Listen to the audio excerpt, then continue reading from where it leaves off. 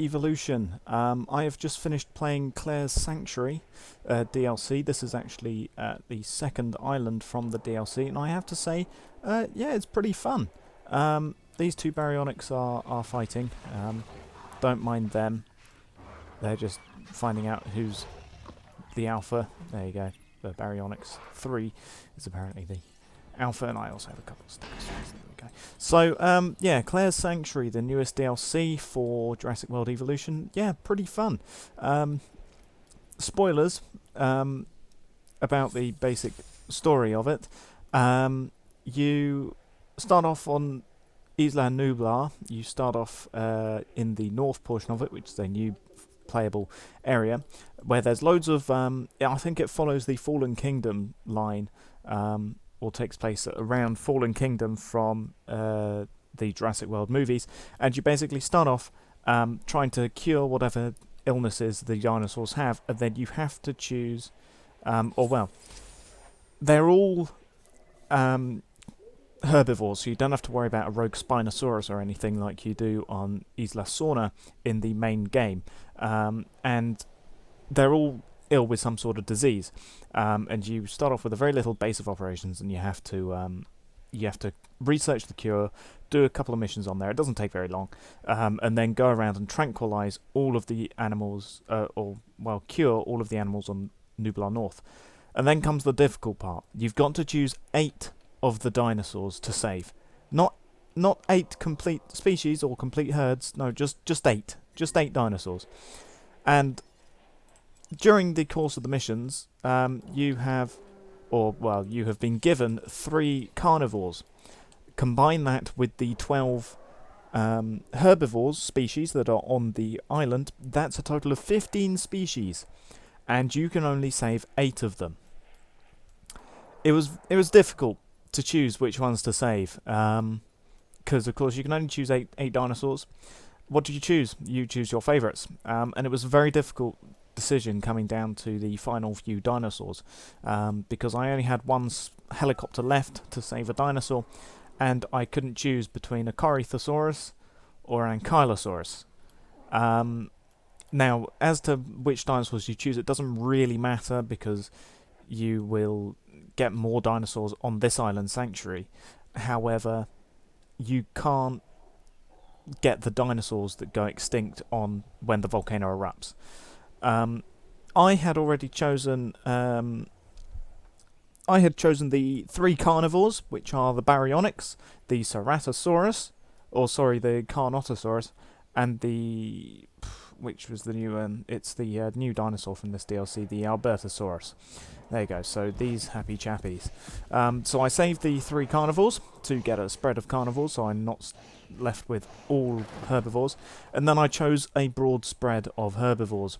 I saved the Parasaurolophus, which is these wonderful dinosaurs here. So you've got them. I saved my favourites, the little stegosaurs over here. Here we go. So this is actually my stegosaurus from Isla Nublar, because they're all of the original dinosaurs are named _NBR. So yeah, this is the actual stegosaurus that I saved. 66 years old, he's still going strong. So yeah, this is the stegosaurus that I saved from Isla Nublar. There's our Carnotosauruses. Here we go. These very strange looking headed carnivores. But yeah, so I saved them. Over here I also saved a Triceratops. Here's the original one that I saved in the basic skin pattern, I think. He's getting on a bit. He's 64 years old. But yeah, I think... where is it? Where does it tell me the skin pattern?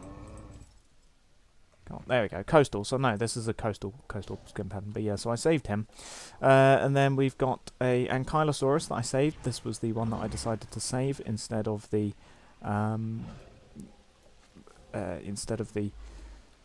Corythosaurus, because I already had one of the hadrosaurid dinosaurs, being the Parasaurolophus. So I thought instead I'll get an Ankylosaur. To have an armoured herbivore, so I have a broad spread. So I've got a Ceratopsian, I had the Baryonyx, the fish eater, I've got the 2 carnivores, and then I had a stegosaurid, a Parasaurolophus, for the hadrosaurid. Then I've got a ceratopsian, and then I also saved a brachiosaurus because that's like the first thing that I chose. I think I still have the original brachiosaurus here as well. Where is he? He's in this enclosure somewhere. I'm not sure where he is though. Let's see if we can't find him. There he is, hiding in the tree. So yeah, there's the original brachiosaurus that I saved. 173 base star rating. Yeah, he's in his prime, eating from the new type of feeder. And so yeah, those are all of the dinosaurs that I saved. But now, talking of feeders, we come on to the newest gadget of Claire's Sanctuary. The actual Sanctuary Island is huge, as you can see. This is a very expansive, undisclosed location, but it is huge, as you can see. This is... Oh, I'm out of things there. As you can see, you can have many enclosures on this island. So yeah, you can have everything everywhere. As you can see, I've 5-starred this island, and I have still got probably about a fourth of it left that I can build, and I've got all of this section right here, which I could put all sorts of enclosures in. I've got multiple baryonyx enclosures, I've got multiple enclosures with Tyrannosauruses and Brachiosauruses, and yeah, I've got everything here. It is a huge thing. And also the Tyrannosaurus, if you want the Tyrannosaurus, you have to complete the mission to photograph all of the different dinosaur species on Nubar North. Which other feeder? There we go. So yeah, I've also, because it is such a large map, I've also got 2 ranger stations as well, to help in case something goes down, such as these power stations or something. But yeah, so we come to the newest gimmick of Claire's Sanctuary, which is the greenhouse. And as you can see, this is a system called Paleobotany, and they use paleo feeders, which are these things here. And basically, you research from the research portion of the game here. You research all of the all of the different types of food which these dinosaurs would have fed on, is the premise. And then you can only have one of these greenhouses per island, so you can't have multiples, so you can't grow multiple types of feeders. Once you've unlocked the plant bed capacity 3 upgrade, and you've chosen your 5 different types of plants, you've got to be happy with these plants because you ain't getting them back. Or at least you can't choose something else. If you do, you have to choose to replace one of these plants. And as you can see, they're all either harmful or preferred to or neutral to the various dinosaur species. So as you can see, mosses are useful to ankylosaurids and stegosaurids, as are the pawpaws, but these are harmful to the ceratopsids, the iguanodonts, the ornithomimuses, and the sauropods, and yeah, so on and so on. Rotten wood is preferred by hadrosaurids, like the shown Parasaurolophus or the iguanodons, but they're harmful to our favourites, Stegosauruses, and so on and so forth. So you can have up to 5 of the available 10 different types of plants, and then you plant them in these paleo feeders, which you have to set up, and then you have got to refill with a ranger team. So yeah, those are those. You can modify the feeders. As you can see, these are the various things. So you've got palms, you've got conifers, cycads, ginkgos, and grasses, and then the 5 which I have gone for, which is horsetails, pawpaws, rotten wood, tree ferns, and mosses. And all of the dinosaurs have got their preferred type of plant. So as you can see, this is a hadrosaurid dinosaur, the Parasaurolophus, and they prefer palms, so they'll get a higher star rating and a increased lifespan with palms, and then they'll get a slightly lower buff, but they'll still get a buff with conifers, rottenwoods, and ginkgos. If you feed them a harmful material, which in this case is a grass or a horsetail, they will have a decrease in life expectancy, and they'll also have a lower star rating, which will impact your star rating of your park. I need to incubate some more Parasaurolophuses quickly, because these buggers aren't going to live forever. They're living a long time, because if I can get one of these guys, here we go, How old are you? You're one of the new ones, aren't you? Yeah, 9. So if we get to one of the old boys, here we go. As you can see, the life expectancy is very high due to the fact that it has got a high paleobotany, or a higher paleobotany rating, and that will therefore increase its life expectancy and its star rating. And so that's basically how it works for that. Obviously, they only work with herbivores, but you can get, of course, the tall paleobotany feeder, which is the same thing, and that is for the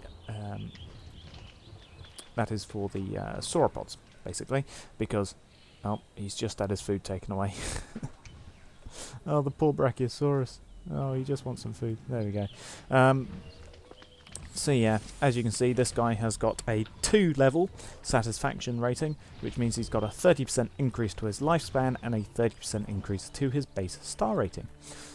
Because I'm feeding him tree ferns. Because, you know, that's what sauropods are like. If I take you over to the Stegosaurus' enclosure, where one of the new dinosaurs are on, which I'll get to in a moment, and we have a look at their rating, as you can see, Kentrosaurs I've also got stuck in here as well, so we just get one of these Kentrosaurs. As you can see, they've got a 4-level satisfaction rating, so they've got a 40% increase to their lifespan and 40% to their base rating. So, yeah, and that'll stick with them until they die, and it starts when they first feed from the ground paleo feeders. And, you know, as you can see, I've got 2 plants currently in here, the pawpaws and the mosses, which are very good to the ankylosaurids and the stegosauruses. And let's see if we can't find one of the new dinosaurs. Here we go. So the Euphalocephalus, I think that is.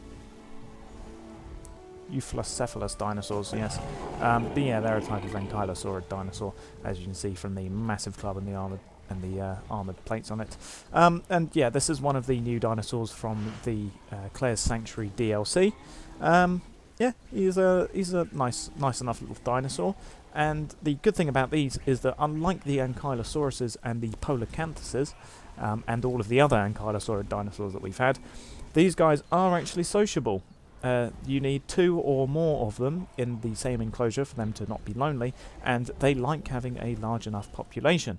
For example, the Stegosauruses, or indeed the Kentrosauruses, because they both go well together for the ground paleo feeder.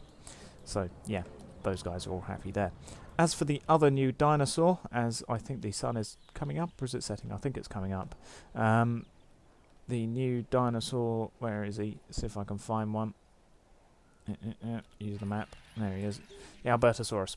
So yeah, he's starving. Because I think I need another live bait feeder. Or you know what? We'll just get a non-live bait feeder. We'll get an extended carnivore feeder. There you go. So yeah, the Albertosauruses, they're another kind of just carnivore type thing. I think they're probably the same as like the Allosauruses.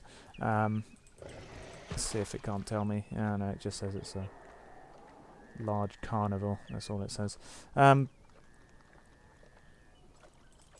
Let's see what the InGen database says. Oh no, it's a Tyrannosaurid. Okay, so yeah, it's a Tyrannosaurid dinosaur. Late Cretaceous, yeah, I suppose. Since you find it in North America, as you can see the new expedition map, you've got a new place in the Tegama beds for the Aranasaurus. And where's the other one? The Albertosaurus is found sort of in North America sort of area. And Canada. Let's see where else. Yeah, I think it's pretty much in Canada. Yeah, in Canada is where you find those dinosaurs. And then, of course, we've got the base velociraptors over there. But yeah, so they're a nice, simple enough little Tyrannosaurid dinosaur. They've got funny horns over their eyes. And yeah, they've got sort of overhanging jaw. So, yeah, there's them. As for the other new dinosaur, only 3 in this new DLC, unlike Dr. Wu, which had 5. But, oh well. This is the Aranasaurus, which is very strange. As you can see, just in the darkness there, it's got a funny sort of like sail. A bit like a Spinosaurus, it says. But yeah, so it's a medium herbivore and it's part of the iguanodontid. There you go. iguanodont family. So yeah, the same as the iguanodons that we got in the Cretaceous dinosaur pack, and these guys also get a sort of similar skin to the iguanodons in this arid skin, where they take on sort of like a grey and white sort of thing. Their base skin, however, is very nice anyway. You can't really see it because it's dark, and I don't think capture mode will help me. No, it doesn't. But yeah, their base skin pattern is very nice. See, what Ranger Team do I need? Ranger Team 3. Okay, no I don't. Let me just get Ranger Team 2 over here. Resupply the Paleo feeder. But yeah, once it becomes daytime and you can properly see these guys, yeah, their base skin pattern, a bit like the Parasaurolophus, because this Parasaurolophus skin pattern is very nice. But yeah, these guys, they've sort of got like a red and black skin colour sort of going. And yeah, they're nice enough sort of duck-billed dinosaurs, as you can see. They're sort of, yeah, well, duck-bill is the I suppose the correct way of describing it. And yeah, again, these guys have also got their favourite foods. So yeah, we've got that. And yeah, I think that's pretty much it for Claire's Sanctuary. Oh no, it isn't. I forgot the biggest part, which is the Jurassic Tour Bus. So if you 5-star Sanctuary, which I just did before starting this recording, you can drive the tour bus, but normally you can just ride it, and as you can see, it will go through multiple enclosures, the same as the gyrospheres, and you can ride along. You can have a look at the Tyrannosaurus as it sort of roars at you, and yeah, you can stretch it through multiple enclosures, and yeah, you can just sort of ride around in it. You can, however, also drive the Jurassic Tour Bus yourself, so as you can see, you can either try and follow the trail, or you can take them off the beaten path and yeah, have a drive around yourself and show them bits that they're not meant to see, or crash it like that. But yeah, so like the drivable gyrospheres, except quicker. Yeah, they're pretty fun. As you can see, these guys are having the ride of their life as they head into the second of my 2 baryonyx enclosures. There's a baryonyx right there. Yeah, you can just sort of drive around in the tour bus. It's a shame that you can't change the look of the tour bus to be the Ford Explorer from the original movies, because that'd be very nice. I'd be very happy if you could drive the Ford Explorer from the original movies, but as it is, you can't. Instead, you get to drive around in this tour bus. Meow, look at them go. They're having the high-speed tour, and yeah, and then you can just sort of leave it off and it'll go wherever it goes. One other new thing is that you can add scenery options, and that gives a buff to the star rating.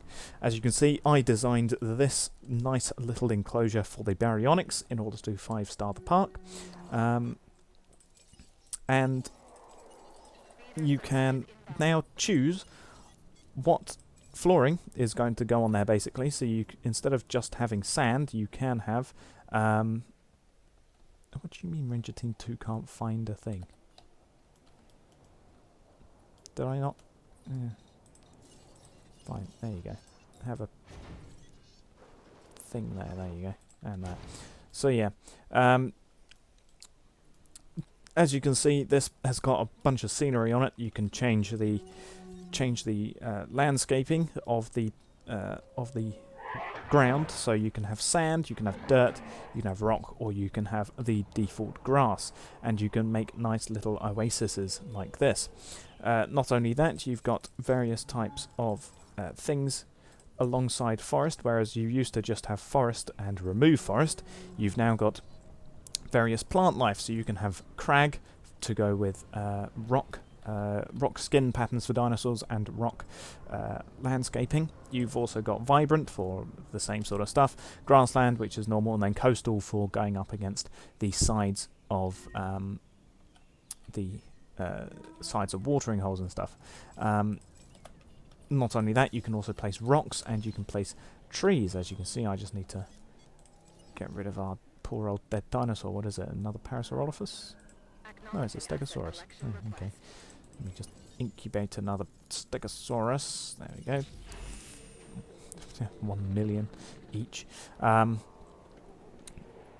yeah, so you can now put down rocks, you can put down trees, and that will increase the scenic value of the dinosaurs. So in this case, the baryonyx have got a +5 to their star rating due to the scenery, the rocks, and the plants. Also a new thing, fish feeders. So baryonyx, Spinosaurus, Spinoraptor, and what else was it? Sarcosuchus, I think it is. Those can all eat either fish or they can eat from regular carnivore feeders. So as you can see, there's now a new option. There's fish. The good thing about fish feeders, though, is that they don't need to be constantly resupplied by